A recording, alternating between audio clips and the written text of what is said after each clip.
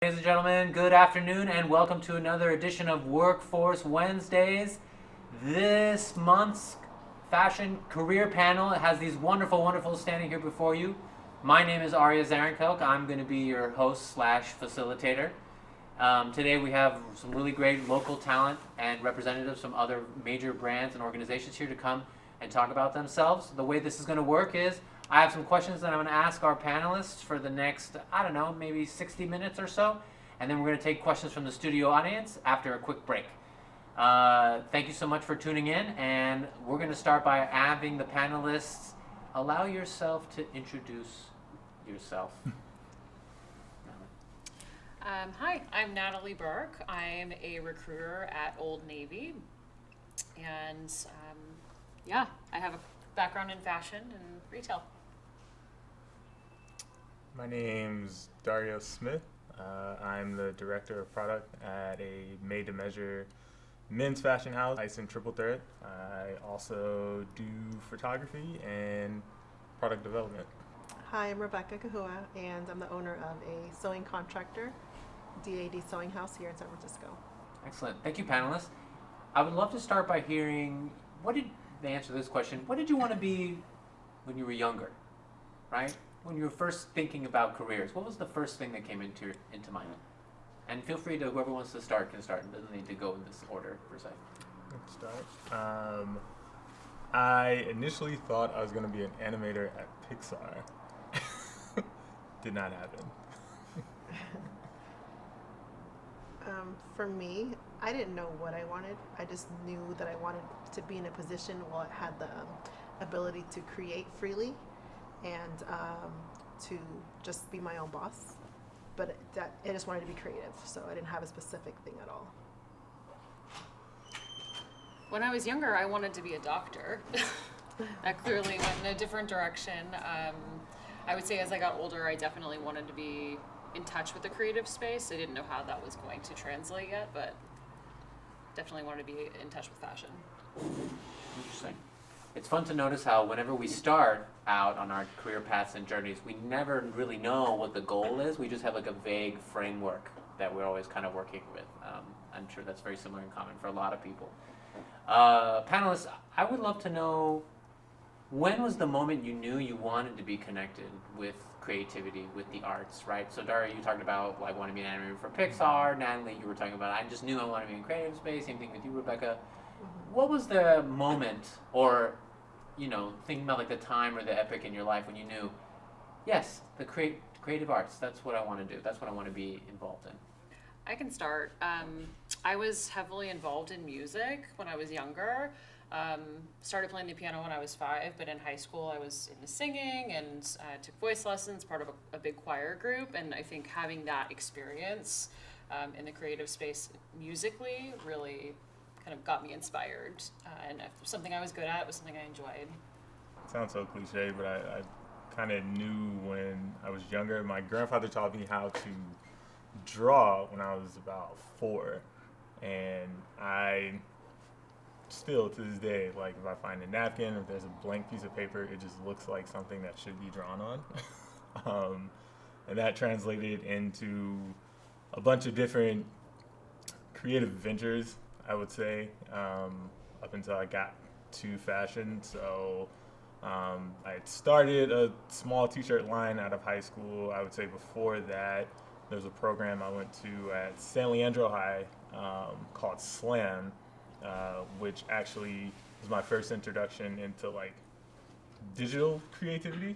And there were classes there that taught us like Photoshop, and took my first photography class there. Somewhere in my trajectory, I attempted photojournalism, but found out quickly that wasn't what I wanted to do. So I would say I've pretty much been in creative space my entire career.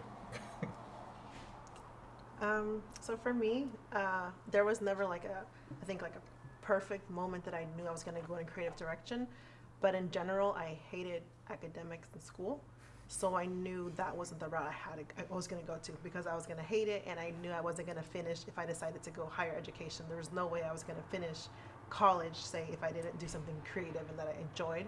So that's when I was like debating on what route to go, either fashion or interior, and then I really hate math, and I took an interior design class, and there was a lot of like architectural math, and I was like done, dropped out.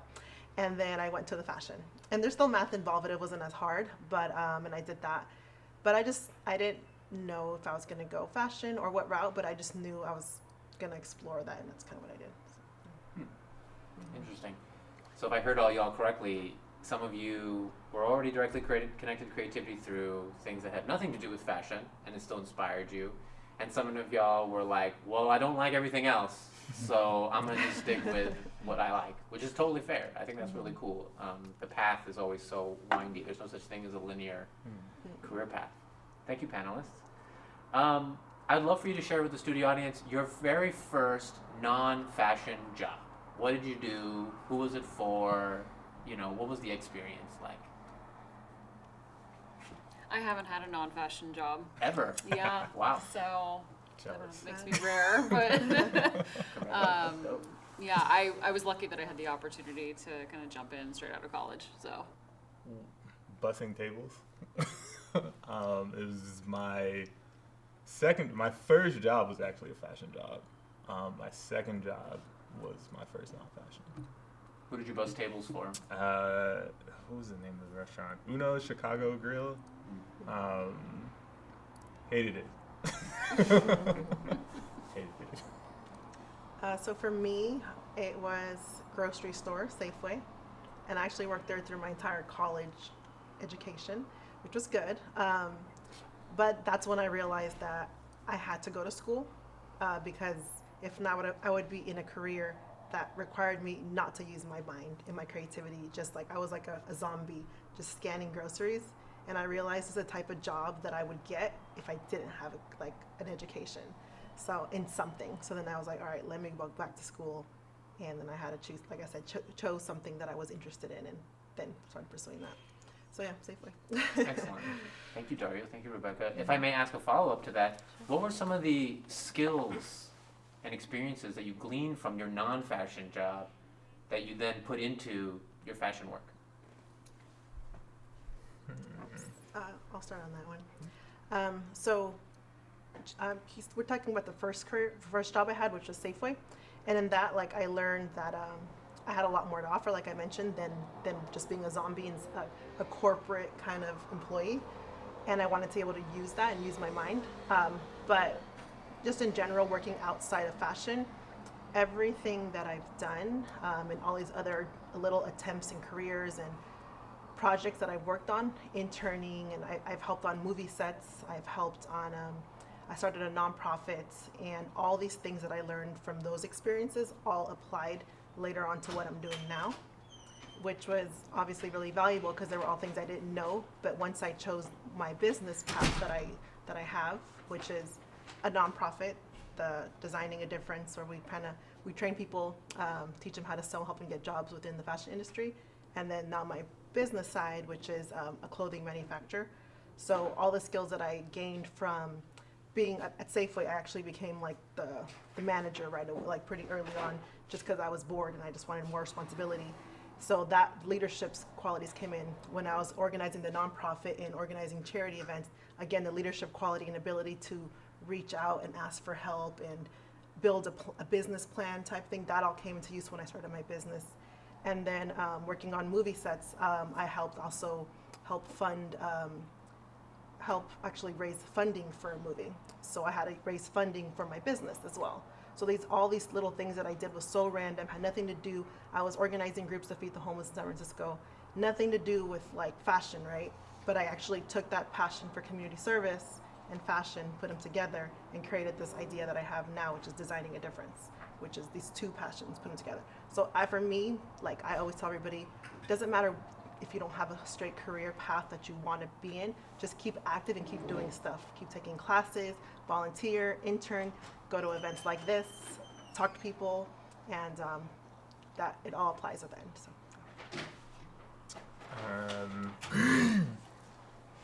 I would say, I'm not sure if my non-fashion jobs directly affected how I think about my fashion career, but I would say I had enough non-fashion jobs to propel me to do something more creative.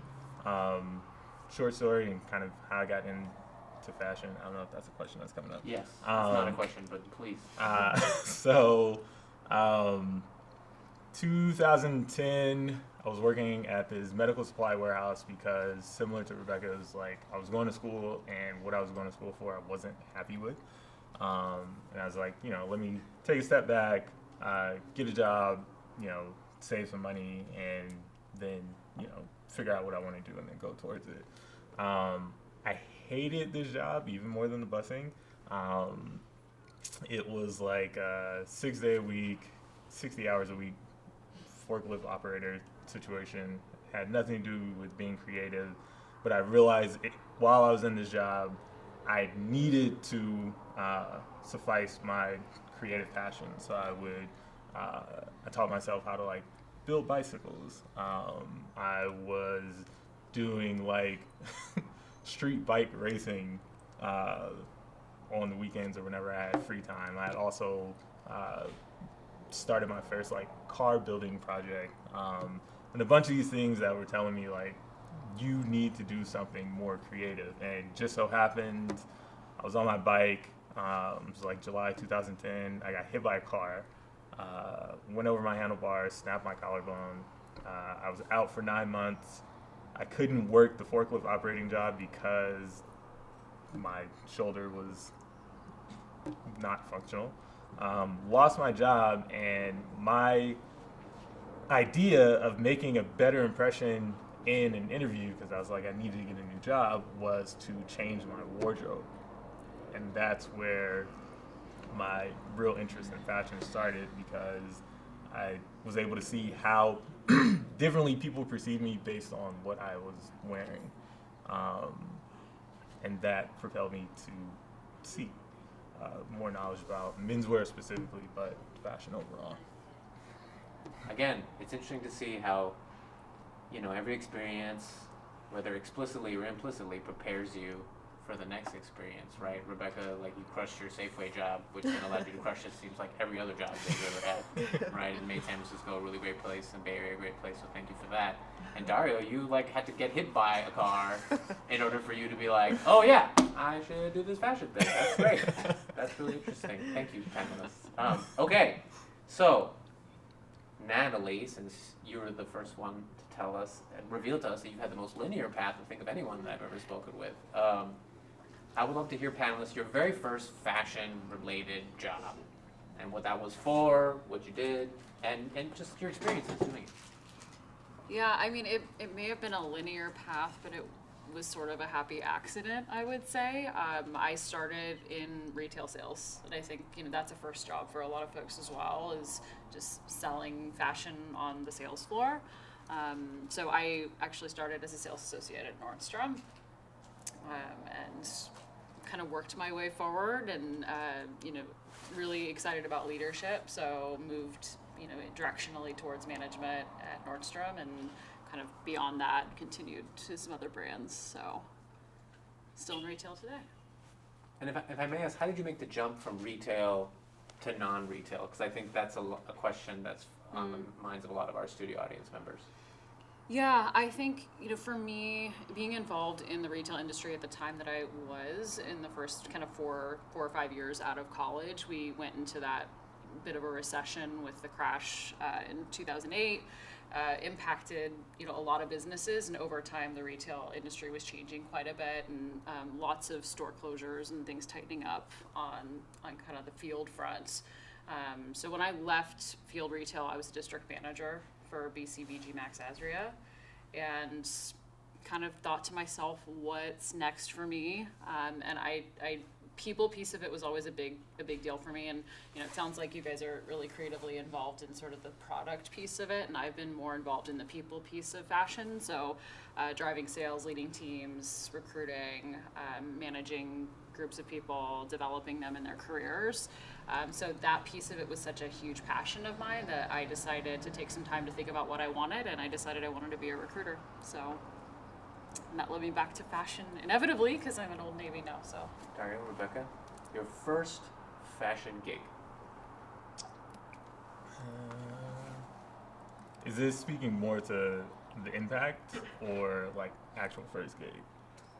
What do you mean by impact? Tell me more about that. Because my first gig, I'll start off by saying, was I worked in the skate shop at Copeland's, which is no longer around. It's my favorite corporate skate shop was. But that was my first job. Really exciting. I sold skate gear. I was skateboarding at the time. It was somewhat work by corporate standards, but it wasn't really work. I kind of just went every day and like hung out and sold skate gear because I knew the product line and all that. It wasn't until post-accident when I got a job at Levi's downtown and really got interested in what I can do with a limited product being like denim and trying to marry that with, at the time, a huge like 60s jazz influence. And so that led me to going from Levi's main line to their LVC line, which is vintage. I eventually left Levi's to then manage a store on Haight Street called True.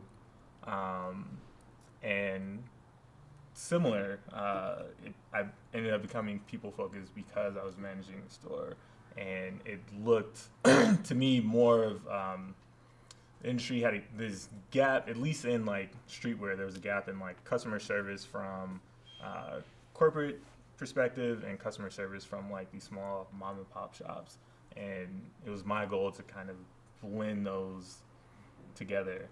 And I would say it was there at True that I really kind of like got a good grasp of what fashion industry is and would be, because being the manager, I was also kind of overseeing like the men's buying, as well as managing the staff, as well as customer interfacing, and being able to merge all those together to kind of see like a little bit more expanded view of like what the industry had to offer. Interesting. And if I may ask a follow-up, what 60s jazz artists influenced your work in the vintage section? John Coltrane. Okay. That's what I assumed. Yeah. You know, we are in Texas. Just thank you, Dario. Sure. Rebecca. Can you repeat the question? Yes. The question is, tell us about your very first fashion gig or fashion-related gig. Okay. So I've never worked like retail clothing store. So I've never like worked like the mall or anything like that. Safeway was like my real only job, and then I started doing my own things after that. So I guess I did a lot of like production work with like fashion shows, but it was a lot of volunteer work. I guess my first job in fashion related would be wardrobe styling for a film, and yeah, that was in Oakland a few, I don't know, maybe like 5 years ago. And yeah, basically I had no experience wardrobe styling. Like I said, I've never worked in the industry, but I have helped produce fashion shows and organize charity events. So I felt like I had the confidence that I can step in this position and figure it out, which is what I did. And yeah, it was fun, and I also fell in love with that film entertainment world, and learned that there's a lot of opportunity within fashion for that, as in wardrobe styling for films or even sets, commercials.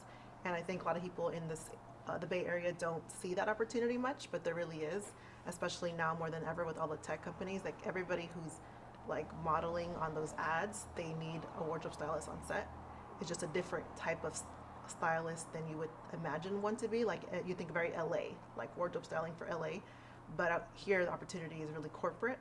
And there's also a big, obviously, growth with film productions as well. Oakland has a really big predominant film entertainment world coming out too. So that was my first experience, and that was amazing. Crazy.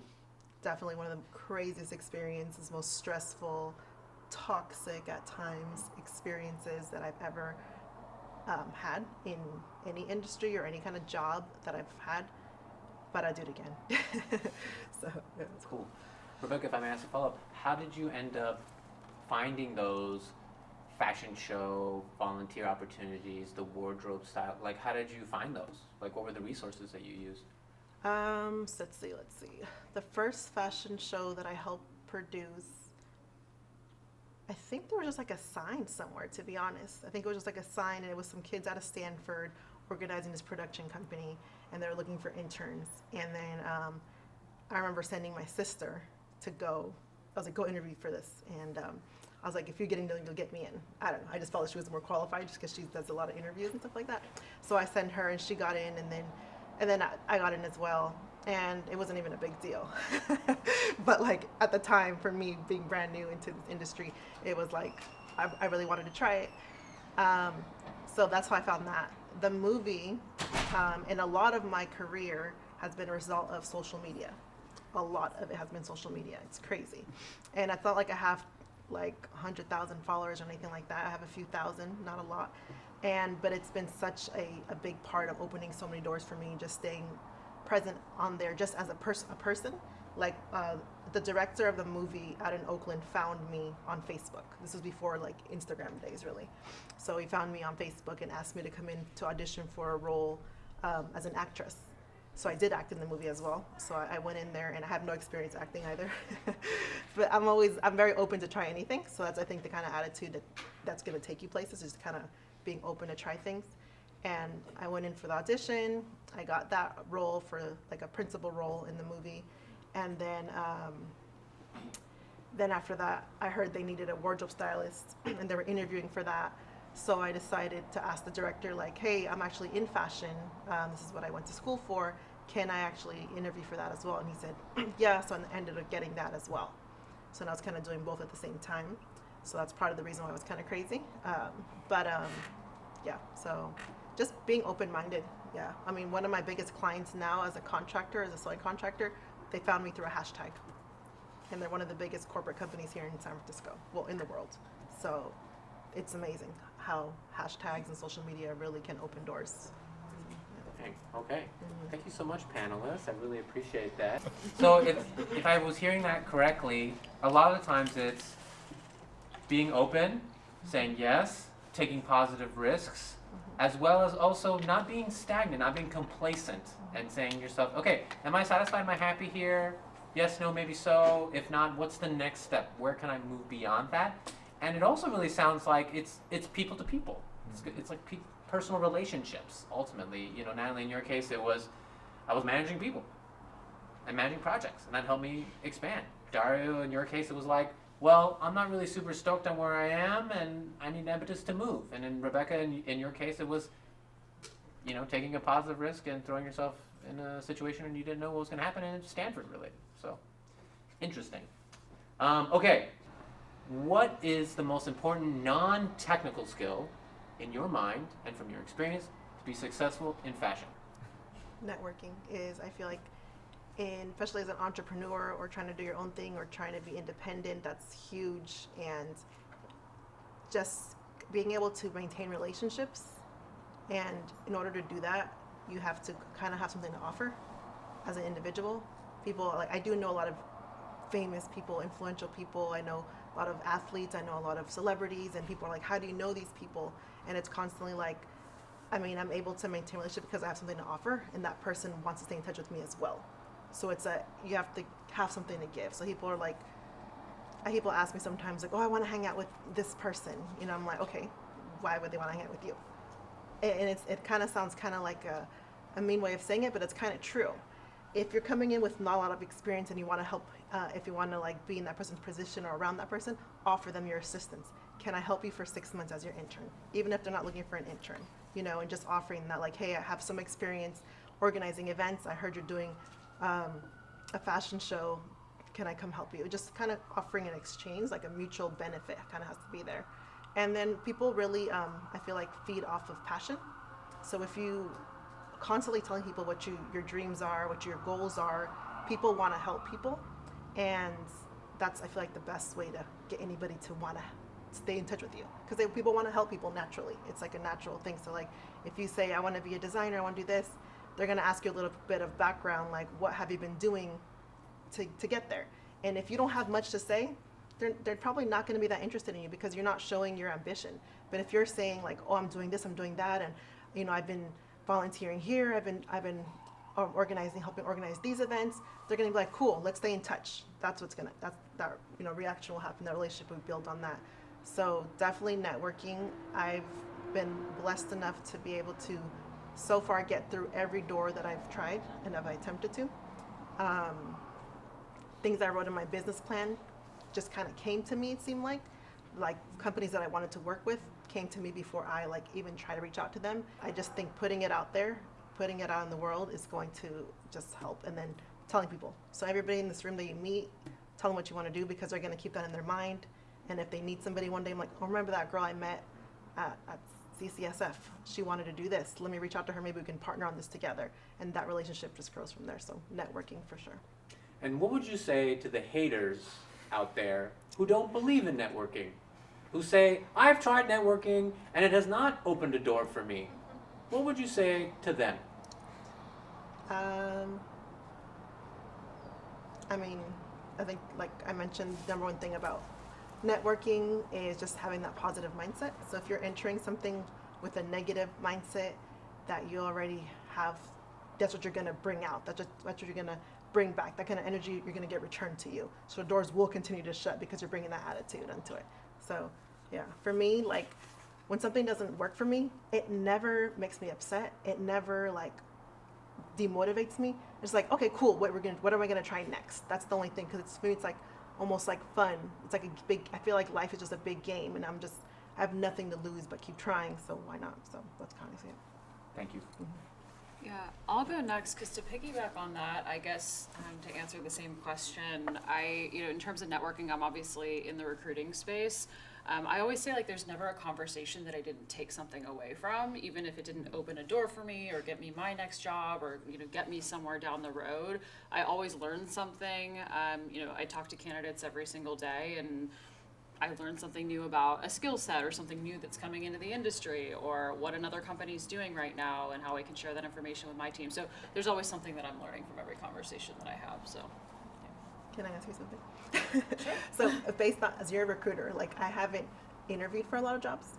So what do you look for in somebody that you're going to employ? Yeah, well, actually, that's interesting that you asked that, because I think my biggest non-technical skill that is important in the fashion industry is communication, ability to present yourself in a very elevated way, be able to communicate the why behind your creative designs or whatever the lane is that you're in from a functional role perspective. It's really all about how do you present, how do you speak to your work. I would say, just even thinking about our internal teams and the way that we all function together, there's a lot of cross-functional partners that have to work together to bring fashion to life inside an Old Navy store. So, having people in the production side, in the inventory management side, in the creative space from, design perspective, all of those people speak different languages and have to be able to speak together to make that product come to life. So I think communication is such a huge piece of the business. Outside of technicalities or software skills or whatnot. Exactly. So, yeah. Sure. Dario. Great synergy. I agree heavily with both of them. I guess I would say being self-aware. It's not so much a skill, but fashion space changes often, and a lot of times it's easy to lose yourself kind of chasing what's going on. And I think similar to what Rebecca was saying about being able to network and really show this is what I have and this is what I have to offer, and being very honest with yourself about what it is, where you are in your position or in your trajectory, and where you're trying to go, and what you can trade to get to your next step. And that really comes from understanding who you are and how you can impact. Because fashion space, or any industry for that matter, you don't want to just be the person who is status quo. You have to be able to offer something new and next, and the only way you can do that is by really listening to yourself and being able to bring out the best product you can. Wonderful. Thank you, panelists. So to recap, networking, very important. And then the kind of sister to that is clear and concise communication. And something that I really truly believe in and I coach clients with is knowledge of self. Knowing what are the strengths, what are your areas of improvement, and then really leaning heavily into the strengths and then working on your shadow side. Nothing wrong with that. Nothing wrong with that. Thank you, panelists. I really appreciate the non-technical analysis because we are in San Francisco and the Bay Area is like super tech, Yeah. right? And I think we forget that we're human beings and we're not really built for that stuff. Okay. So my next question for the panelists is, what was your worst fashion gig experience? My best was my worst too. Oh, okay, cool. Because that was the next question, but I would love to hear the yin and yang of that right Yeah, now. so that the movie set again, it was an amazing time to be on the film that I was on. It was actually for Marshawn Lynch. They're filming a movie about his life. Oh, wow. And it never came out, but it was a crazy experience. And I don't know if I should say, the director was a little crazy. So we dealt with a lot of like back and forth. You know, you guys heard of the Me Too movement. A lot of that stuff as well was going on. So it was just a toxic environment, but it was also so exciting and around so many amazing young people that are really excited to be a part of something so big, especially for the community and the people that there was kids involved as actors, there was adults, there was teenagers. It was just such a diverse cast and everybody was just excited. But then we did have to deal with some hierarchy that wasn't the best people to be around. So, and then in a very small budget, and a lot of times I think in fashion we deal with that, especially in the Bay Area. Fashion is seen like under the radar. It's not seen like a affluential kind of thing that's really respected. So like when it comes to even designing, people are like, oh my God, this is how much it's going to cost to make one thing, or even on set for a small film, they might not have the biggest budget. So just having to dress 100 people on like a very, very small budget, I think it was like $1,200 to $1,500. Wow. Yeah. So, I mean, I like challenges. So for me, again, I reached out to my social media and I was like, hey, we're reenacting the hyphy movement, which is really fun. So I'm the same age. Marshawn and I are the same age. So I lived all that. 2004 hyphy movement, you know, that era was my era. So I actually had some stuff from high school that I still kept. And I just reached out to all my friends, social media, posted like, who has any stuff from 2004, 2002, and specific things like J-Lo velour outfits were really in. Back then we had the Payless white shoes. I don't know if you guys remember those like white shoes that I used to wear, and just like Rockaware, Baby Fat, all that kind of stuff. I'm like, who has that? So just reaching out to them and just thrift shopping and just making it work. So that was definitely hard, but again, it was amazing. So yeah. Thank you, Rebecca. I have a couple of things that are coming to mind. Again, I've been in the business-related side of fashion where it's really the selling piece of it. And I think sometimes we forget that it's such a creative space, but there is a business part of fashion that's kind of, the purpose is to get it into the hands of the client and, produce a sale to some degree. I know that, that's not all of it, but it's definitely a piece of that. So I would say I had a very challenging visit from an executive at a fashion brand that I was working with. I was a district manager at the time, doing some walkthroughs. Business was really tough in the stores. Kind of back to what I shared earlier, I think with a lot of the online e-commerce development, that's really another piece that's impacted sort of the retail space. So store sales were tough, and I had a really tough visit, and this executive let me know that things weren't going well. It was an embarrassing moment, and it was rough, but and then to piggyback on that, I unfortunately had the experience of being laid off at some point in my career because of the impact that online was having on the business. Things changing, stores closing, things tightening up a little bit in certain brands that I worked for. So, I think the biggest takeaway for me from that, and that I think anybody should take for any time they get laid off, is really just being resilient, knowing that there's something kind of exciting ahead for you, and I wouldn't be here if it wouldn't have been for those experiences, and it just always led me to something bigger. So. Natalie? Mine was probably, I don't want to say the company name, but it was my first introduction to corporate side of fashion.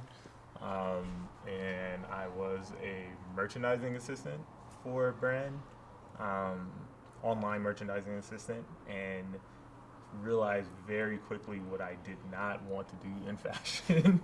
And I stayed at the job for about 3 months, broke it off in a mutual agreement, like this is not working out. And that led me into something greater, which I think is the next question, but I'll answer that then. But yeah, understanding the business mechanics around fashion, it was a learning experience, but also at the same time, like I do not want to be in this position ever again. Wonderful. Thank you, panelists. So if I heard it correctly, some of it is cultural, right? The culture of the workplace. Sometimes it's the pressure of the workplace. Sometimes it's the pressure of the objectives. Sometimes it's literally like, well, these are all the resources we got, and you got to go and make it happen, right? And sometimes it's just not a good fit, right? And, you know, I really appreciate what you had to say, Natalie, about how sometimes, you know, the best things come out of things that seem really crappy and really sucky. So now the counterbalance. Best fashion gig memory experience. Like, what's like, oh my gosh, I can't believe that just happened. That was amazing. I can start. Yeah. Following the job that I hated, I got a call from a producer at BuzzFeed in LA, and they needed an on-set stylist for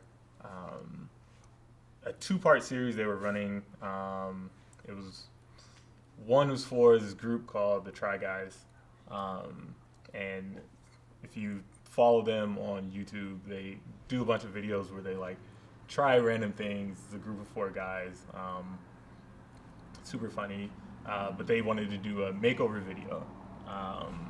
And then the second half of that was showing guys of different body types and statures and such how to dress for their body type. And came out of the blue. I don't remember. It was either email or Instagram direct message. I forgot, but had a Skype interview with these guys. It was maybe a 2-week interview process.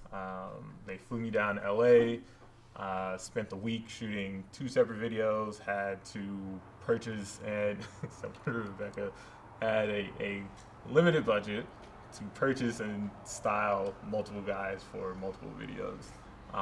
But I would say it was probably the funnest time I had, especially being able to say, like, you know, I've done this, it's recorded, it's on video, these are my views about how guys should dress and how to properly dress for your body type. Those videos, because I don't want to sound too modest about it, because I'm actually really excited, but those videos combined, I think, are at like 15 million views or something. Yeah.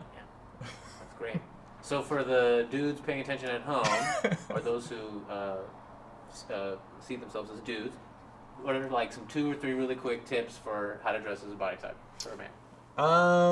Because I want to know personally. So you're here, so I might as well just ask. Fit and comfort first. Going back to what I said earlier, being very self-aware. I think the industry has led a lot of guys astray to thinking like slim is fit, and that is not the case. Even for guys who are slim, like the slimmest silhouette is maybe not something that works for your body the best. Consider your silhouette, I would say, before you consider colors, and then consider colors before you consider patterns. Great. Thank you, Dario. I appreciate that. Natalie, Rebecca, the best. The best. I guess I'll go. I guess I told you guys already. But I guess if I'm going to say the best, my favorite is what I do now. Honestly, every day is fun. I basically channel my creative outlets every day in several different ways through several different people's projects. So people come to me with a design that they want to sew, and I have the manpower to sew them. And I help them, help edit their designs and get their idea to actual tangible product, which is fun because I get to dab into so many different worlds. Interior design, which is something I considered. I do decorative pillows. I've done meditation pillows. I've done all lanes of fashion: men's apparel, women's apparel, knits, dresses, tops, wovens, and also a lot of opportunities coming up about wearable tech. Obviously, we're in this environment, and there's a huge need for it.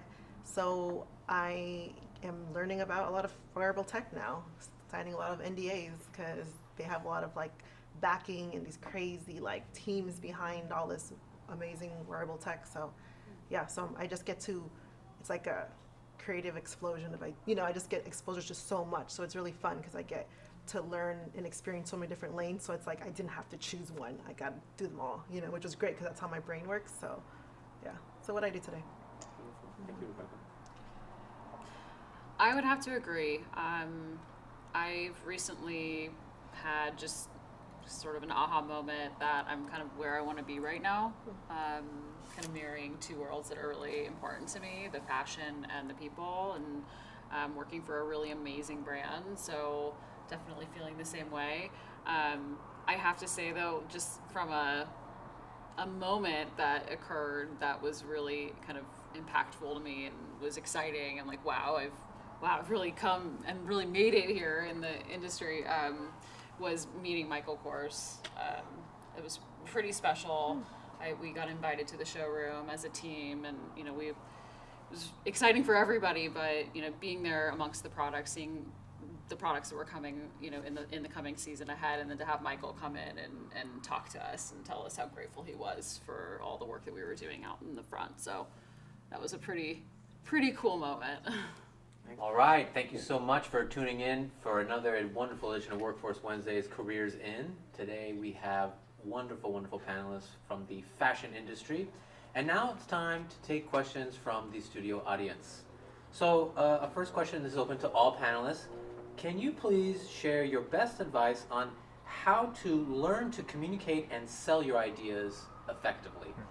So not the part about how to sell your ideas, but how to learn how to sell. Does that make sense? Like resources, tools, experiences. I'll start by saying practice everything, but definitely practice in the mirror or record yourself.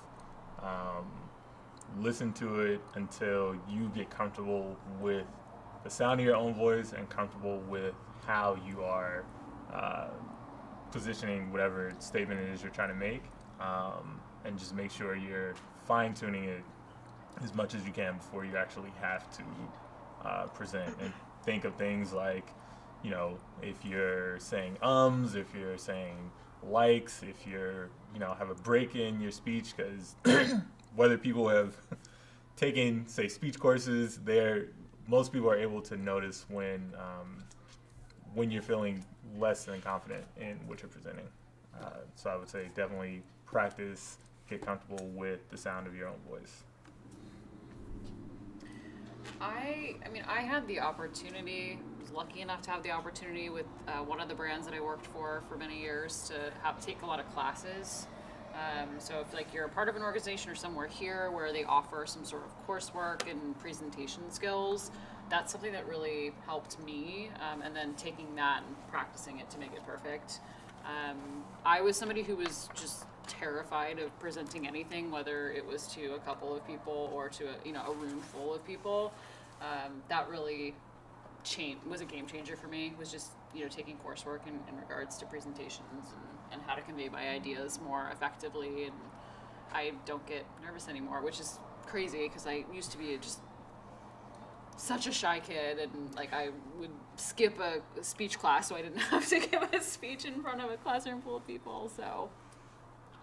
And you would never guess that. Oh, right? We would thanks. never miss that. Well composed. I love it. That's great. Thank you, Natalie and Dario. Rebecca? But what they said exactly, practice. If you're not good at communicating or speaking out loud, or definitely just practice. Do it over and over in any way you can. And you can practice, like you said, in the mirror. You can just practice with people that you don't know. Just like I said, showing your passion and communicating and constantly talking, I think just really helps. Also putting yourself in like classes that are going to help, not only in maybe communication, presentation classes, that her and I were talking a little earlier, that it's so important to be able to present your ideas or your thoughts, even if it's in a formal PowerPoint presentation or if even just in general, because it's almost like you have to learn how to be persuasive and sell whatever it is you're trying to sell, or even sell yourself for a position. So you have to be able to articulate that, and in some way, it doesn't have to be so like formal, but just some way be able to passionately have that person understand your passion for that position.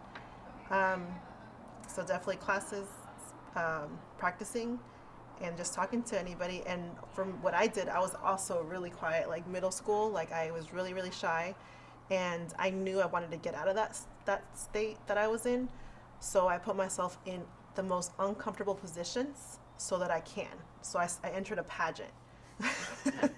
So like, I mean, that's like the most awkward, like you have hundreds of people looking at you, even in a bathing suit, and you're answering questions on a mic, you know?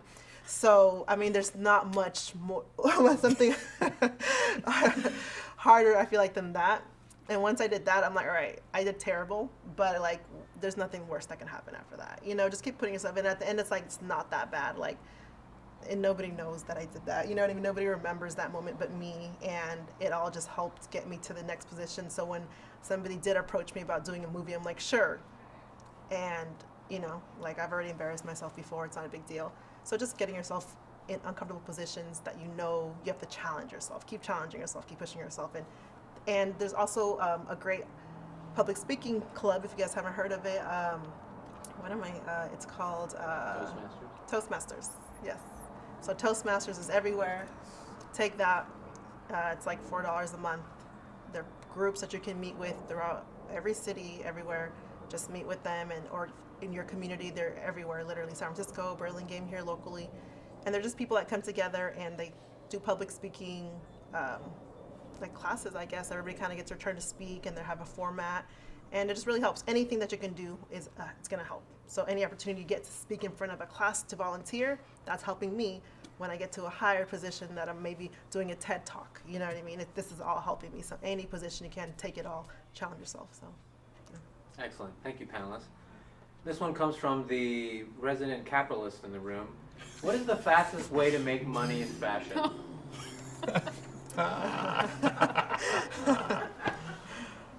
Man. Fastest way. The fastest way, yes. Sell the shirt off your back. Right. Talking fast. Oh my gosh. It's hard because it Yeah. depends on. Fashion is very broad, right? Because it's not just clothing. I would say before I was into garment making, I actually started making accessories because it was easier. I thought it was, something small people can carry, like little wallets, keychains. Actually, this bag, it's like flagship. This is not a promo because I don't make them anymore. But just figuring out who you want to sell to and what they want to buy, and then make that. I think we're at an interesting time because I think like the barrier to entry is so much lower with the access that everybody has, whether it's like an Etsy shop or something like that. So it's like a very low overhead, low cost start to a business to get your product out there. So it's a good time. Yeah, and like it's in fashion, like I said, it's really broad. But I mean, I guess if you look at the structure of retail in the past, the main floor is accessories. In every like big store that you go to, department store that you go to, so accessories has a value because everybody kind of can buy it. It's easy, accessible. So, but then like if you're talking about like production, I mean, people make really good money just off screen printing and selling their shirts. You're buying a blank and you're just putting your design on it and then selling that. It's quick turnaround, so that's a quick way to do it. So, yeah. Great. Thank you, panelists. So, screen printing, figuring out who your market is and making what they want, and then selling the shirt off your back. Those are pretty good. Those are pretty good. Thank you. Panelists, our next question for the studio audience is this concept of job stability. Used to be more of a guarantee, and now due to the gig economy, thank you capitalism, is mostly contract work. The studio audience would like to know, do you see the future of fashion work being more heavily towards the contract or more towards like the one job is enough concept? I think it really depends on where you're looking. I can speak from my brand perspective of where I'm at. We're mostly looking for people looking to build a career, a long-term career. We want to coach you and develop you and see you grow. And we have folks on our teams that have been there for 10, 15, 20 years. I hear the question, and it definitely resonates with me because having been in recruiting for the past couple of years, I have seen an influx of contract work. I don't think that it's something to look at negatively. I think it offers a lot of flexibility. I've coached candidates that are maybe more junior in their careers that getting some more breadth of work happening more quickly offers you the ability to then showcase more at a younger state, right? So, I don't know, you're like a 22, 23-year-old looking for a job, and they've only had one job. I think if they've had like 3 or 4 different opportunities and experiences, then they can showcase more work.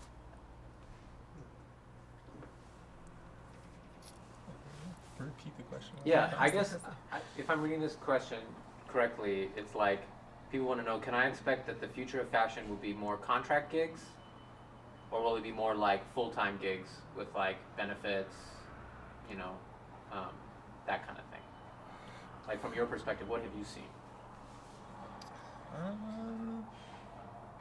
I would say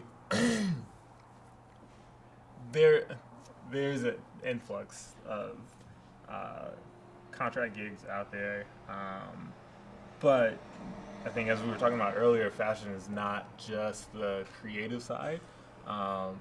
There's a lot of analytics that goes into fashion to make sure that you're making the best product, or you're servicing the right clientele and things like that, and all of those are transferable skills outside of fashion, that I think you can use across multiple industries. So for fashion specific, it really, like we were saying, depends on what level you're at. Like currently, I'm in a founding member of a company where I'm doing multiple jobs. It would be great to hire someone on to do at least one of those really well. But it depends on where you are in your career. If you're at, a larger corporation, and they need, say, talking about this earlier, but if they need someone who's like really good at merchandising, they're gonna keep you there if you're doing your job well, because it is a skill that is, very necessary in the fashion industry. I think a lot of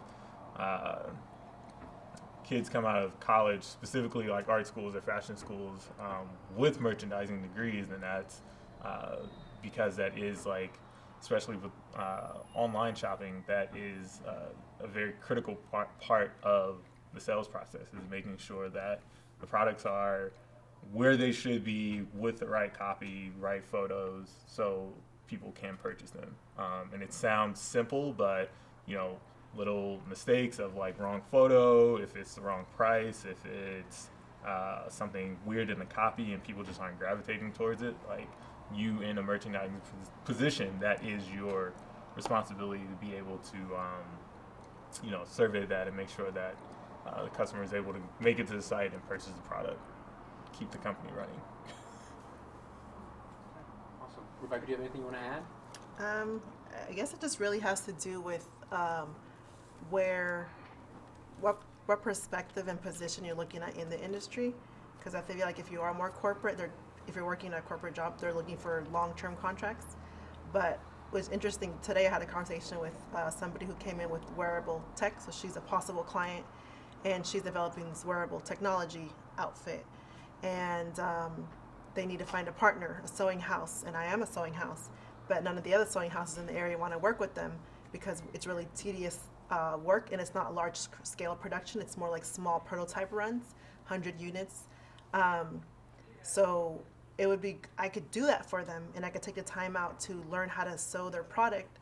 But the thing is that, guess what? Their technology changes so much that this prototype might be completely thrown out, and they're going to do another prototype, so I'll have to relearn that one, or it doesn't even require any sewing anymore. So I just learned that for nothing, you know? So like that's definitely like short-term contracts. So there's a lot of different lanes, and I think there is a lot of short-term like contract kind of thing. One-off, like somebody mentioned, is happening, but I think it's in a whole different lane. So it's interesting to see where it's going because there's so much change, especially here in the Bay Area. So I could see how that question kind of came about because I just encountered that today. Like, yeah. If I may Yes, add please. to that, the contract thing in fashion, I think, is not as unstable as people may think it is, and I think that's kind of where the question comes from, but effectiveness in a contract position will pretty much solidify your stability going forward, I think, in fashion. Because a lot of times, if you're like a great graphic designer and the graphic you created for this t-shirt company is selling well, they're going to come back to you. And more than likely, if you keep producing at that same rate, they're just going to ask you to just stay with the company. So, yeah, so keep that in mind. Networking is important. Networking is important. And maintaining those relationships. Yes. So even when I have a contract, guess what? I'm even though I don't talk to the person who got me the position that I have with this company, I'm still reaching out to that person and maybe inviting them out for coffee. Let's catch up. Let's, you know, or inviting them to, I throw parties sometimes, so inviting it to our party, and they're pretty cool. People want to come, so, you know, things like that. So maintaining the relationships is just as important. Wonderful. So it sounds like sometimes it depends. You know, the bigger brands will offer more stability. The smaller brands may or may not offer more stability, but no matter what, if you go in, crush the job, it will lead to more jobs, be them contract or full-time. Mm-hmm. Okay, the next question from the studio audience is, what are some of the trends that are like being ignored right now? And so let me give you an example. Right now, a really huge thing in streaming world or video production world is video game streaming. Mm-hmm. And like streaming video game battles, right? And that to me was just like mind-blowing when I heard that last week, where, for example, like every time there's a video game battle that's streamed, it's like the Super Bowl. Like it's with that, like on that kind of level, right? And you know, of course, only video game players know that, right? I'm curious, is there anything kind of like under the radar for fashion right now that people aren't really paying that much attention to, that, you know, for the studio audience at home, they should really be paying attention to? Yeah, exactly what you said. So like I said, network a lot. So I get in several circles. So one circle that I've gotten connected to is the Afro tech community. And they have this big tech convention out here, and it's amazing because learning about what they're doing and everything they're creating, there's a huge trend in gaming, sports entertainments. And they're starting to create like these virtual teams that are funded by the public. So just say the Warriors was a video game, and the people who are funding the organization is the public.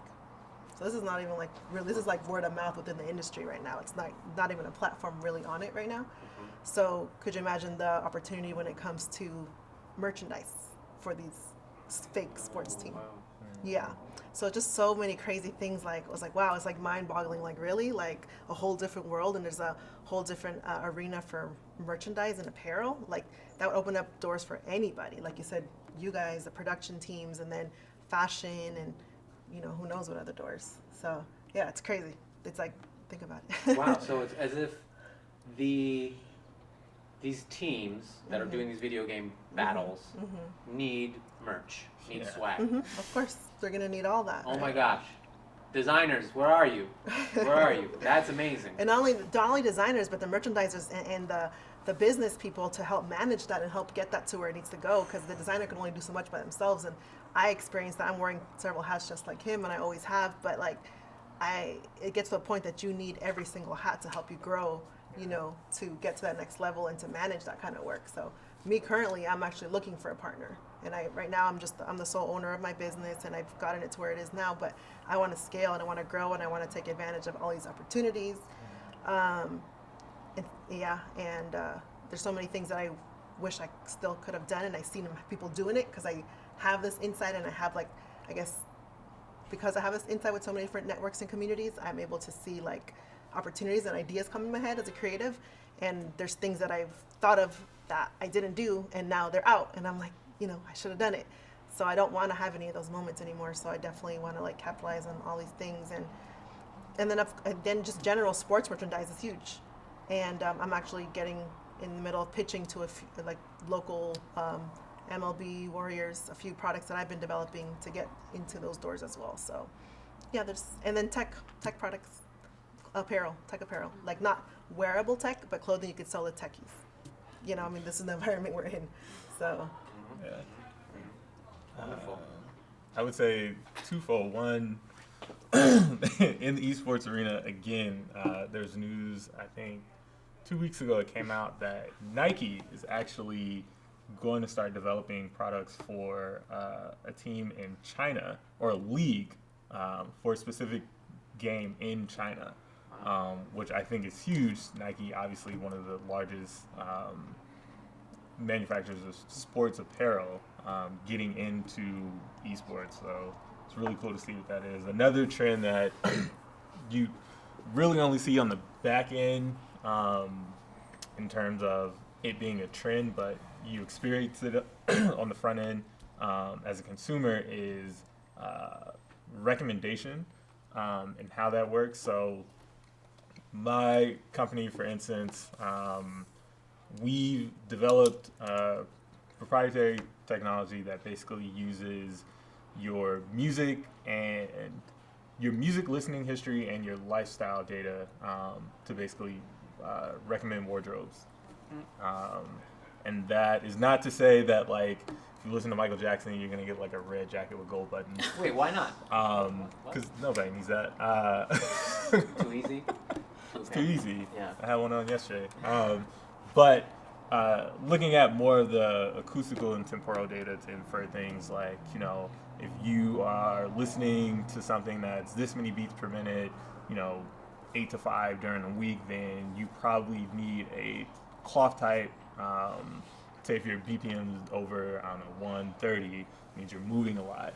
Probably want something that stretches and breathes a little bit better. So being able to, you know, enhance the customer experience when shopping and give them more life wear and clothes that they can have, you know, a little bit more experience with, because sometimes fashion can be very esoteric and like, I'm buying this, but why? But it's good to be able to point a finger to something and say, like, all right, you know, I did listen to this, and this does make me feel like this color today. Cool. Thank you, Dario. Yeah. Natalie, anything to add? Yeah, I think just very generally, I think there's, to piggyback here, like there's some interesting things happening in the sports world. You know, in the sports apparel world, Nike, Under Armour, they're doing some really interesting things from a tech design perspective. And then just the data analytics and consumer insights piece and how that might impact our world. It's huge. They're listening on these things. So yeah, interesting. Okay. So I have 2 more questions. The first one is going to be really, really broad. Really, really broad. And I want you to have fun with it. And then the second one is going to be very, very concise. Okay? Good range. So we're going to, yeah, exactly. That's how we wrap it up. Yin and yang. So we're going to start with the broad one. Okay. How do you define fashion? Oh, wow. So I get this question a lot. I have for a long time. fashion is more of the industry and kind of the development of, I would say, trends. In sense of some people kind of use fashion and style synonymously, and style pretty much speaks more to things that are consistent. So fashion may give you an updated version of Doc Martens boot with, I don't know, Pokemon on them, but the Doc Marten boot itself is a style staple for someone who's really into like 60s mod culture. So yeah, fashion trends for the most part.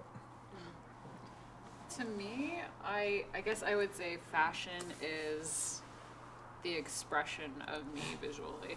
I mean, just to keep it simple, I get that there's, trends and we follow them and that's all happening and it's definitely dictating what we wear. But for me, when I put something on in the morning and I make a selection, I'm expressing myself and what the image that I want to put out into the world and how I want people to see me. Yeah, so I agree. I think fashion is like self-expression of your comfort zone, and where you're limiting or stopping yourself from going further and where you feel comfortable in. So it's just like your comfort. Interesting. Thank you. If I just ask a quick follow-up to that, do you ever feel like fashion is a battle? Like whenever you're like suiting up to go out in the day, and I ask this because I've been dating a young lady for a while, and every day it's like, okay, I gotta sit here and pick out my outfits, and for me that is so beyond my world. I'm like, okay, what's next in the closet? Like, I'm just gonna throw on, don't judge me, Dario. No. Right? Gold shoes today. Right. She bought me gold shoes. That's what I'm saying. But it's also like I know I'm going to be coming to a fashion career panel. I'm going to have something a little bit more than normal. I'm always wondering, like, the mindset when you're putting clothes on. Do you ever feel like it's like, okay, I'm going out in this arena and I'm going to be the winner today? Yes. Yes, for 2 reasons. I really like your shoes, by the way. Thank you. So first, I would say, me personally, if I am dressed poorly, I only have a chance of having an okay day.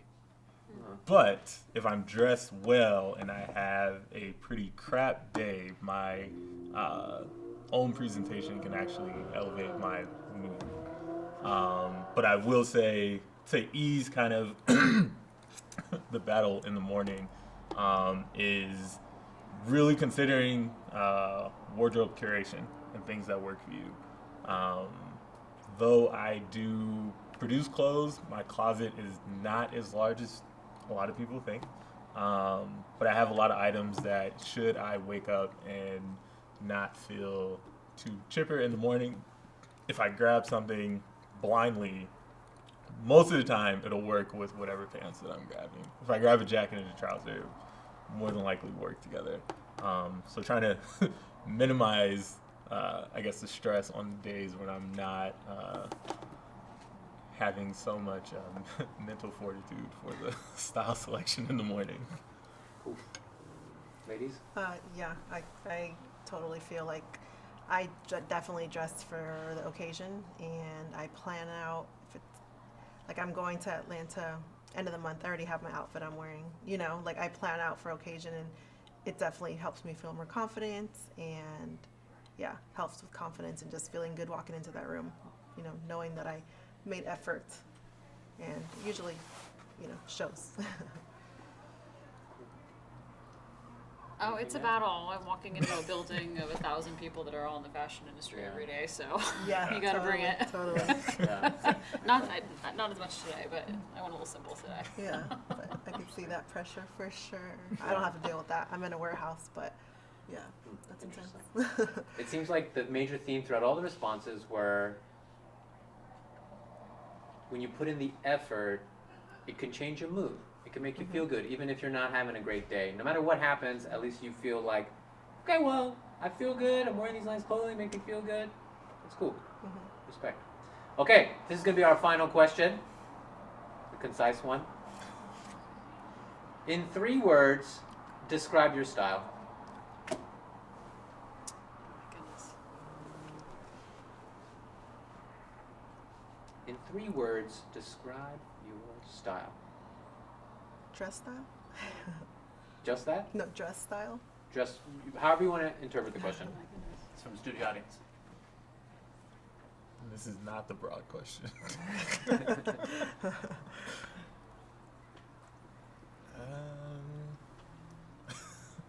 I have one word. Is that fine? Yeah, totally. 3 words or less. Kind of made up. Utilitarian. So it's a combination of tailoring for function. I always, make sure that I'm comfortable. Kind of what I was saying earlier.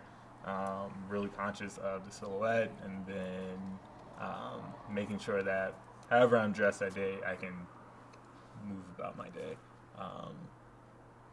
comfortably. Thank you, Dario. Okay. I guess I don't know about 3 words, but in general, I think I definitely dress to stand out, a little edgy, but still not crossing the line. So I guess stand out, edgy, and yeah, like I dress. I feel like for an occasion, I dress to impress. Like I like going to the room and being uniquely dressed. I enjoy that. So. Thank you, Rebecca. Okay, I got a little more time here to think about this. I would say casual, modern, and vintage, which is interesting because those are 2 things that don't really seem like they go together, but that's sort of how I would say my style is. Like I went pretty basic today, but then I threw on a hot pink lip because I felt like it. But I like to mix pieces, whether I have a really nice piece that I acquired during my more high fashion days with something cheap from a thrift store. I like to kind of mix it up, and I like to be comfortable. I like to throw on a dress with a pair of Nikes. It's an unexpected match, but at least I'm comfortable walking around the city. Wonderful. Panelists, thank you so much for taking the time to chat with us and chat with the students here at City College Fashion Department. I'm just totally blown away by your experience, your skill set, and your mindset is definitely a hustler nature, and I really appreciate you sharing that with the students. And I'd like to close today's career panel with a random quote that we found in this room before we started, and I just think it's just really beautiful. Today you are love. Yesterday you were love. But tomorrow into the next day you will forever stand in love. Happy spring equinox. I also want to give shout outs to my production team, or the production team, not my production team, Kasumi, Malika, and Michael for doing a really great job. And mad shout outs to Dash, the capitalist, and Michaela, the outreach team here at City College for helping make things happen. My name is Arya Zarrinkelk, and this was Workforce Wednesday's Careers in Fashion. Give yourselves a big round of applause. Woo!